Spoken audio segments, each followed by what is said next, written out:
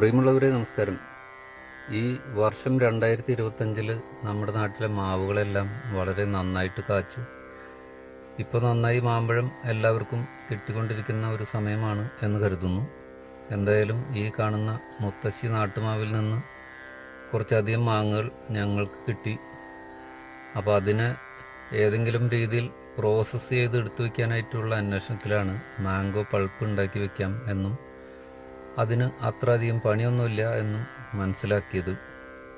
മാങ്ങ ഇതുപോലെ തൊലി ചെത്തി പൂളിയെടുത്തിട്ട് മിക്സിയിൽ നന്നായി വെണ്ണ പോലെ അരച്ചെടുക്കുക.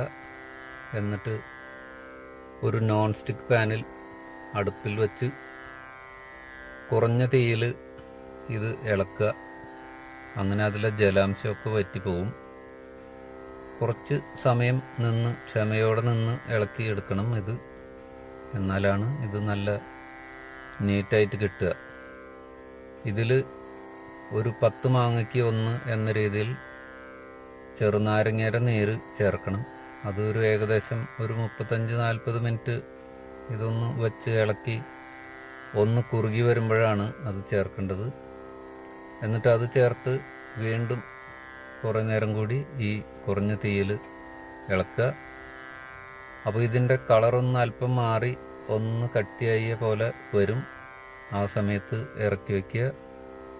ഇറക്കി വെച്ചാലും കുറച്ച് നേരം കൂടി ഇളക്കണം. ഇത് ആ ചൂട് വലിയ ചൂടൊന്ന് ആറുന്ന വരെ.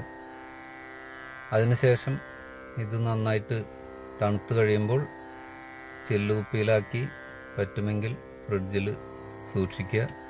കുറേ കാലമായിരിക്കും. ഇതിൽ നിന്നെടുത്ത് ഒരു 1-1.5 സ്പൂൺ എടുത്ത് ഒരു ഗ്ലാസ് വെള്ളത്തിൽ ചേർത്ത് ആവശ്യത്തിന് മധുരം ചേർത്ത് മിക്സിയിൽ അടിച്ചെടുത്താൽ നല്ല ഫ്രഷ് ജ്യൂസ് പോലത്തെ മാംഗോ ജ്യൂസ് കിട്ടും.